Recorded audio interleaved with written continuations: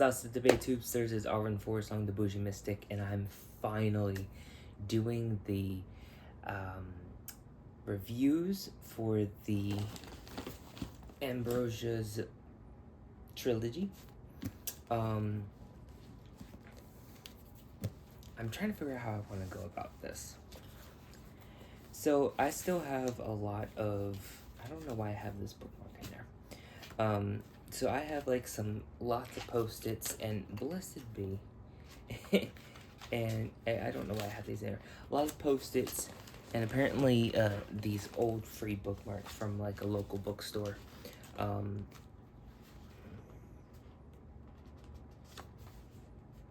This is a tag from Etsy shop, but I have all 3 books, and I have read this one. I think the first one I've read, I think, at least 3 times. This one isn't really much of one to read, as it's one that I've gone through. I mean, there is a good portion of reading in it, but I've done this, I think I've read it twice, and then I've like gone through it like 3-4 times, but like just like kind of like an encyclopedia of reading portions of it. This one I've only gone through once, actually, and I haven't even really fully read it just yet. But I feel like if I wait to do this any longer, then we're not gonna have this until like next year, and that's just gonna be ridiculous. So first and foremost, what I really want to talk about is these are a real unique way of approaching a very complex subject, but also like a common subject, like something that's like a pretty standard component to a witchcraft or magical practice. So I definitely suggest that everyone who hasn't already gotten it or hasn't already gotten all 3 of them, definitely add that to your to-do list. It is something that is gonna really improve your practice. It's gonna help diversify your practice, and it's going to help diversify it because it helps you explore it. It's not so much a beginner's book, but a beginner could catapult their practice if they use this. And what I mean by that is like, it's almost like if you're a beginner, you could like beat the learning curve. If I was a beginner, I would have loved to have this from the beginning, because this would have saved a lot of time. It would have saved a lot of energy and resources and buying things that weren't worth the money or time or resources, to be honest. So like, I definitely encourage everyone, beginner or adept, to get this whole trilogy because they really build upon each other. Like, for example, where is that section I'm looking for?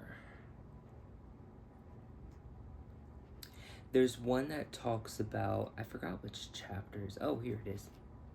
So let me get to the beginning. The 4 Kingdoms. So there's, what chapter is this? 13. 13 is the first book. I'm kind of, I wanted to do these reviews individually. Like, I would talk about this for the first portion of the book or movie, blessed be, video, then this one, and then the third one. But they really are so interconnected that I'm just gonna bounce between 3 of them, and I'll just try and remember to say, this is book 1, this is book 2, this is book 3.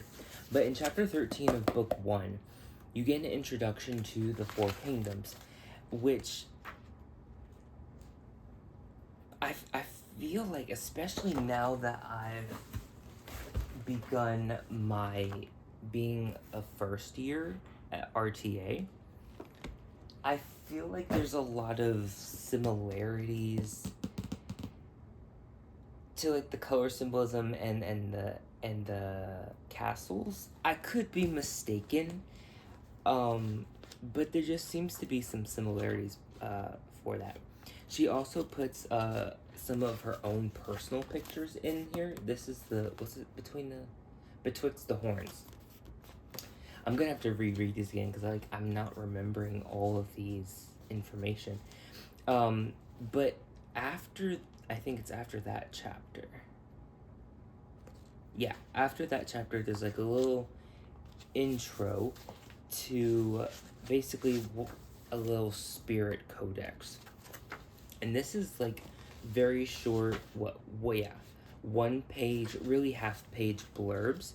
You get a nice big image, which is good. Gives you an idea of what symbols to look for in these spirits, and how they might appear to you if they have a certain animal or something like that. Obviously gives their name, elemental association, virtue, fetch, attributes, and location, which that will be explained in the book. So the ones that I've posted were ones that intrigued me, but I haven't fully worked with yet. So Terratnar and Zyanixia, those were some that I was interested in, but I haven't actually worked with these yet, or those ones yet. This is this lady? I can't see. Oh, that's not even who I thought it was. Menezel. I haven't worked with them either. But I'm trying to figure out where are the ones. Oh yeah, all the dragons. Those are really cool. Crane. And we have, what's her name? Moriana Slythe. Oh, that's really cool. And Pots. So these were like ones that seemed interesting, but I haven't worked with yet. I forgot why I was interested. Those were old post-its actually, but yeah. Oh wait, before I forget. Oh yeah, I was writing a lot of notes in here. So like, if you buy the book, page 49, in that second paragraph, there's a part in there. If you listen to the podcast Old Gods of Appalachia, there's a part in that second paragraph that really evokes the Grey Sisters. And if you know, you know. We'll just leave that there.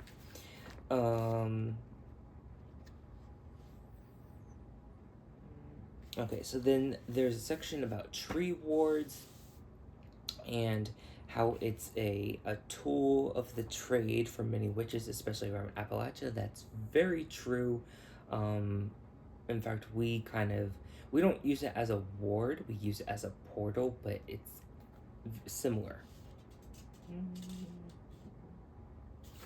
Yes, just some of my notes.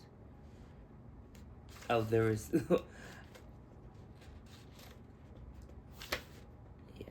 I was going to show you that picture, but I don't know if it's going to show up well here.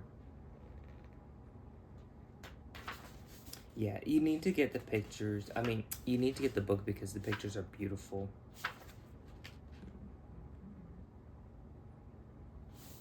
Yeah, there's a lot of, like, personal notes I made in here of, like certain parts of the book just made me think of certain things, like the Old Gods of Appalachia podcast, or, like, things within my own cultural tradition.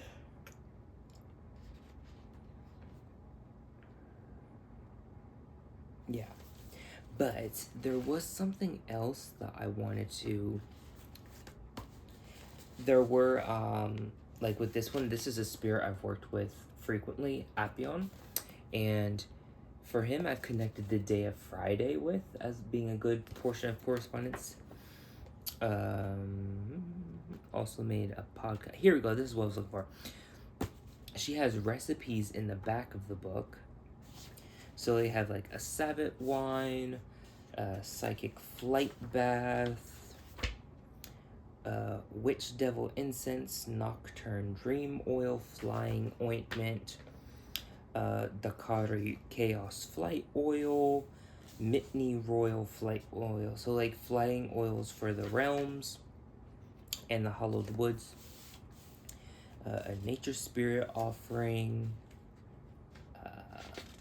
A nasal inhalant smoke. So to help induce flight, and a flying potion brew. Portalis Spiritus Ward. Got one of those. Was this a mirror? Basically, it would be like a black mirror almost. Otherworldly tea cake. Sleepy time tea. Mirror lock warning spray. Sorry, y'all. It's late. I should really be in bed. But she also, this was something I really loved, and not enough people do this, is that she actually put in Keldon's recipe for Sabbath bread and what book that recipe comes from. So it gives credit to where credit's due, but also includes other good things that could coincide with the work. So many people are kind of like stingy to do that because like I want my work to speak for myself, and it's just, this is just a very good communal and clearly community driven piece of work, and I really love that, to not be so egocentric and to include other people's hard work in here, but in a respectful way where you give them credit. I love that. That's not something you find often. Honestly, I say that, but I can't think of a piece of work that has included that. There's been, the closest thing was with Jarena Dunwich books. Because they're old, in the back sometimes they would have certain mailing addresses for you to get like herbs or botanicals or something of the sort, oils, any witchy supplies. That's the closest I've seen to something like that, other than RTA, where there'll like be any additional additional supplies or something like that. They'll list books as well that would be conducive for the work, or part of like the book reports that are one of the assignments. So, but yeah, this is really cool. I could go on more with just this book alone, but definitely buy it. So then the second book comes out. This is, if I remember correctly, it's just the spirits. Yeah, it's just the spirits. So there's like a little section that goes over like a little, like, what is this, like an intro, I think, right? Ostium. I don't know what ostium means.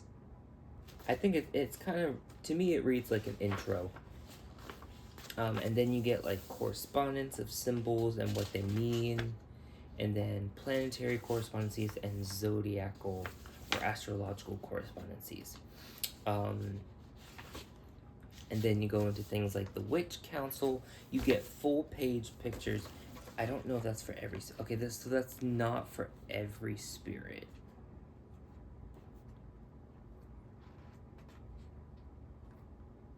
Oh, I lied. It is for every spirit. Okay.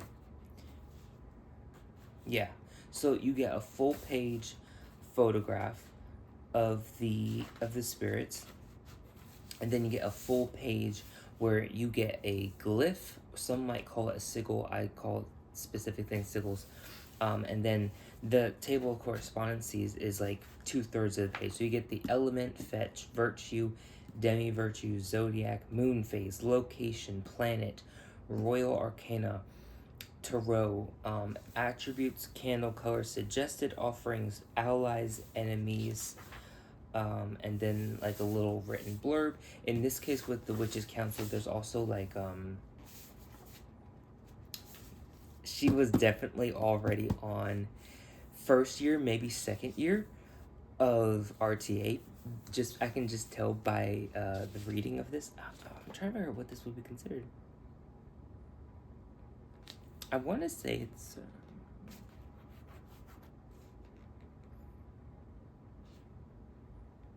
it's beautiful. I'm like blanking on what the word's called right now. Invocation, I think is the word I'm looking for. I'm sorry, it's late, y'all, and I'm tired. But I wanted to get this done today. Got Council Cardinal. So the Council Cardinal is... I'm not going to explain that. Read the book. Get the books.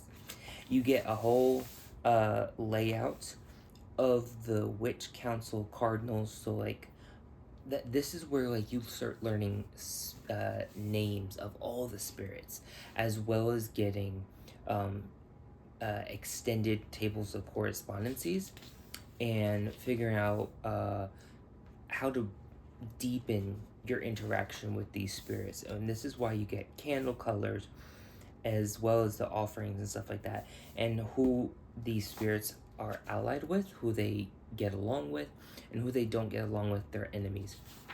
So this is a really good book, very extensive. I remember she was making this after the first book and allowed submissions from the community. So this is also a communal work, but more communal than the first book. Like, the first book was about community minded. This is a legit community built project. Spirit of the Wilds. I remember that one. I'm trying to figure out. There's something that I'm looking for. Oh yeah, we had the Appion. But that's not. Oh, here it is. So some of these would have tea time with Auntie Anka. I wonder if it mentions that somewhere, like who Auntie Anka is. Oh, yep. So I would also like to acknowledge Lorelei Black, Taya Kidney, Natalie Long, and Red Thread Academy, the School for Additional Folkloric Witchcraft, for always inspiring me to chase after the inner mysteries and keep the spirit of craft alive within myself and serve my community. Auntie Anka. I thought there was something. I thought there was something in here that, like, specified who she was, but there's this, some of these spirits will have something for, like, an Auntie Anka, excuse me. It's not every single one of them, it's just, like, certain ones. And I don't remember, maybe she mentioned it in a video, because I know she talked about it in videos too. There have been whispers for a long time that Dokar is seeking to resurrect his fallen kingdom. I love Dokar so much. Anyway,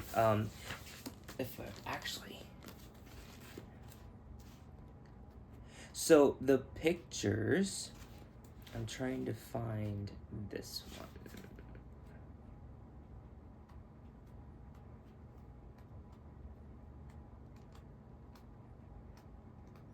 The pictures are like 1,000 times better in the second book.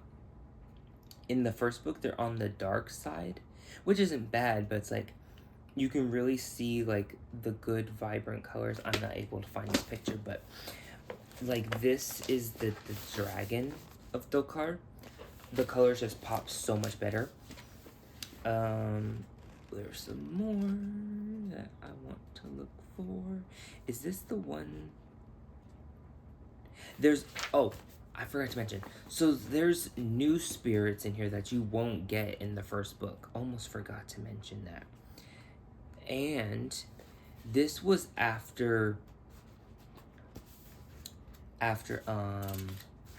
like the Witch's Black Lent had like kicked off, I think, for a second year or third year. And so she made, I can't say made, but she created spreads and sigils and everything for the 7 deadly sins that are used in, or worked with, rather, in the Witch's Black Lent. And the way that these sins are laid out, I'll just show you the pictures of them. I thought this one was so cool. This one makes me think of something in anime.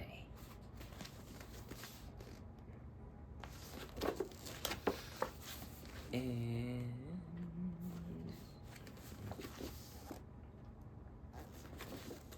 what's that, 4? So we probably got like 3 more left. Honestly, I think there might be 2 for lust. I don't think it was necessarily 1 per I hope I didn't show the thing. Grove benders. Oh yeah, that's cool. I forgot about the grove benders. They work in Grydell. Oh, so cool. Yeah, this is another tome that you want to have in your, what's the thing called? Bookshelf.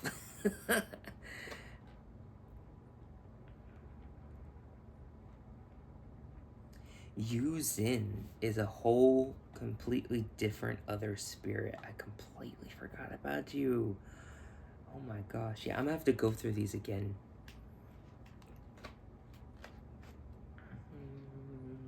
Trying to look for something in particular.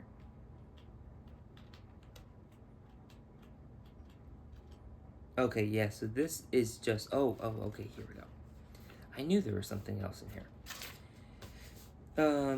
Oh, so there are references. So there's like in the back, there's references that will have like other books and things that can help broaden your library.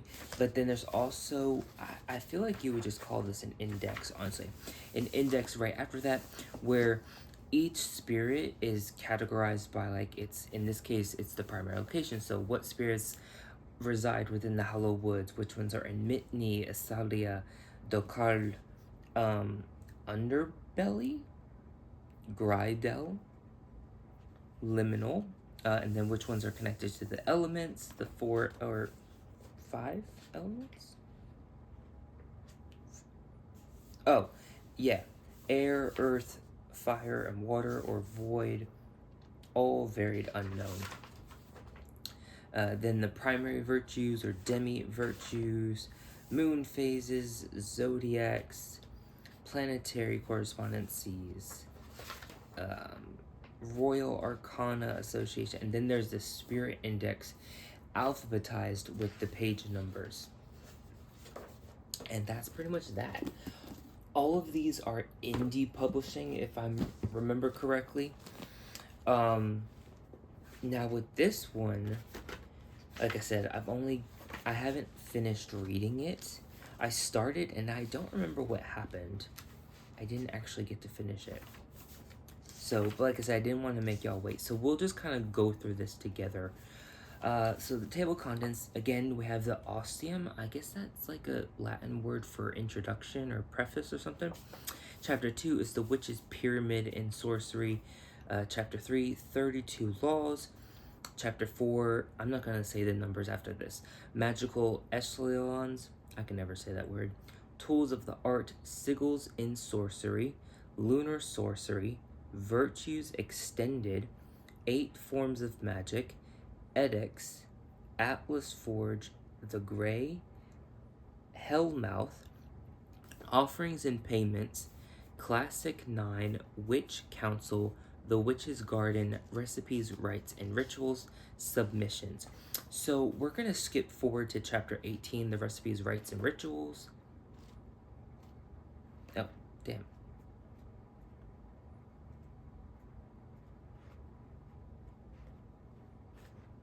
Blessed be, where's it start? Okay, here we go. Chapter 18, rites, rituals, and recipes. Okay, so right here you get some more cute pictures. And then it gives you like a little brief list of tools. All right, ring, ceremonial bell. So this is like ritual, like ceremonial magic type of stuff with the spirits. So it's really cool. If you listen to my last video, the 13 witchy channels that I'm watching this summer, I talk about Balthazar and how he does Solomonic magic, but he brings like, does it in like a folklore or a folkloric witchcraft type of way, like blends the two, like folk practices and stuff like that. This is almost like the same thing. So like these spirits are essentially like a folk tradition. They're very personal. They're very of our community, but there's like ceremonial magical practices and rituals in this particular book. Consumption of the powers. Ugh. This is amazing. Okay, moving on. Okay, got closing ways, got the gates. Okay, here we go. Our 4 imps.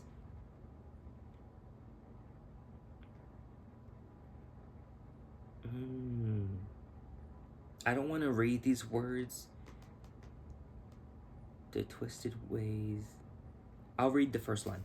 Our 4 imps, guardians of the twisted ways, adored and beloved by thy names.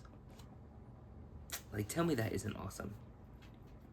An otherworldly spirit supper, jack of lantern spirit vessel chant. So this is basically like if you're making a jack-o'-lantern, you can inspirit it with the spirit of jack-o'-lantern and use it as like a vessel to commune with the spirit. Invocation to the devil in gold, devil in green, invocation for the devil in red and devil in black. Then we got prayers to the silver and gold queens. I think that's really cool, and I almost wonder if they have some ties to the black goddess of RTA and the white goddess of RTA. Like, are they like attendants? You know, like, are they queens that serve the goddesses? Like, I feel like that's something that could be pretty cool. And then there's like call to the witches council, and it literally names all 13 of them. Really cool right there. Correspondence chart for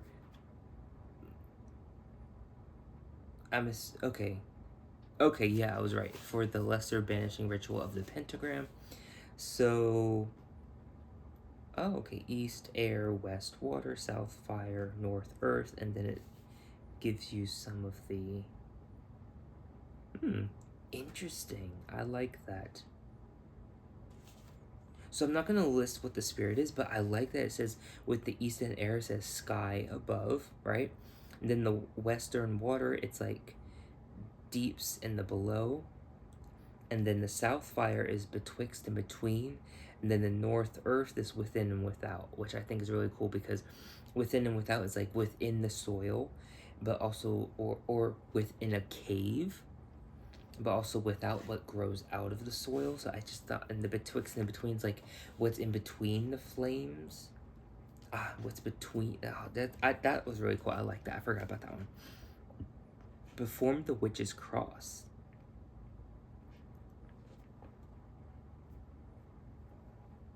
Nice. It honestly looks like an inverted cross when you do it. It's pretty cool. I like that.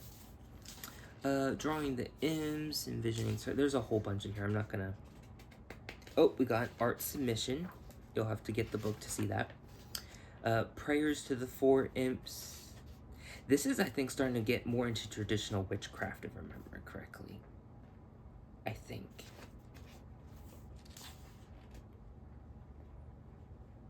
Oh, basically these are offerings for the imps. Oh, okay, and each imp of the 4 main are given a specific recipe. So they wanted like specific ingredients for theirs, which is good. That's pretty common. So here we're in like a lot. Okay, so we got the silver queen cookies. Where's the gold? Did I miss it?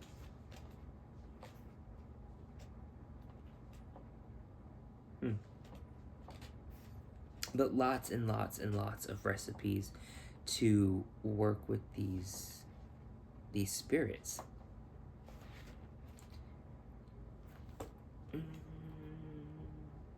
Okay, here's the gold queen cookies. Okay, cool. I was like, I know she didn't give one. Oh, then we get the devils. Devil red and green. Oh, Oh, wow. A ritual to honor the white-tailed deer. That's nice.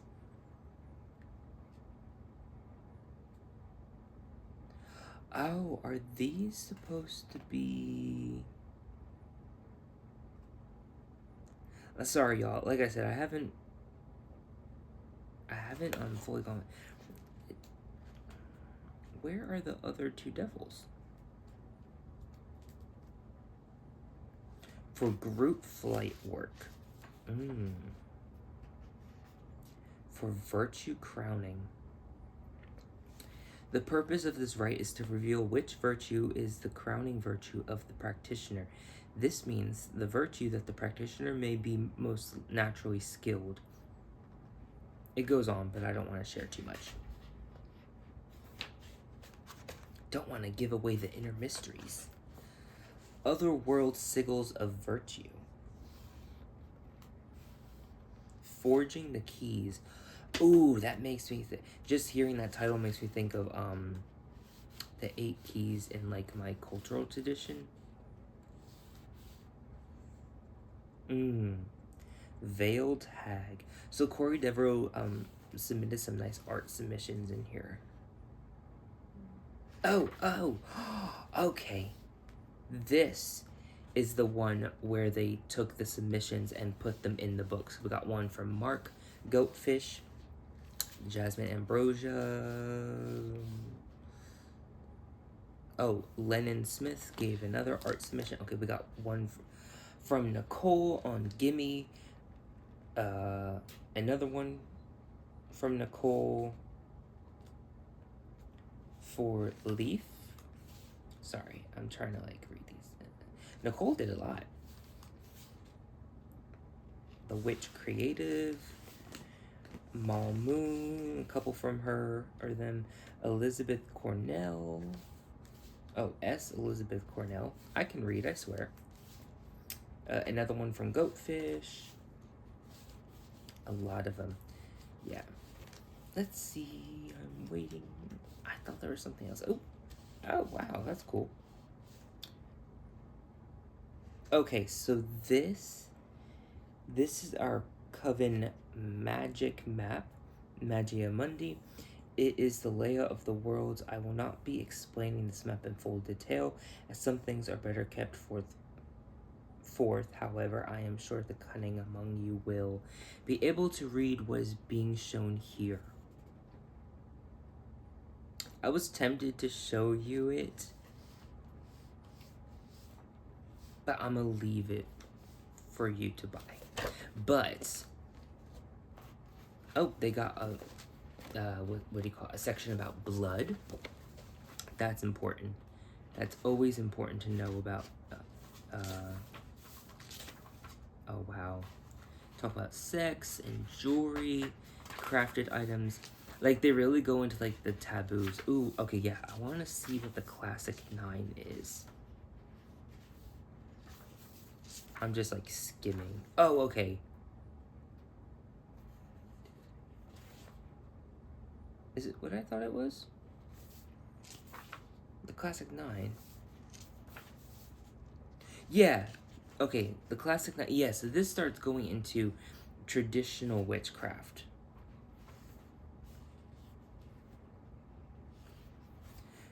So,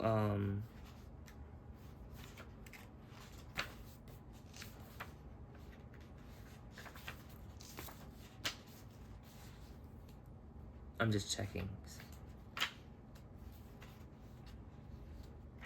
Okay, I must have missed one.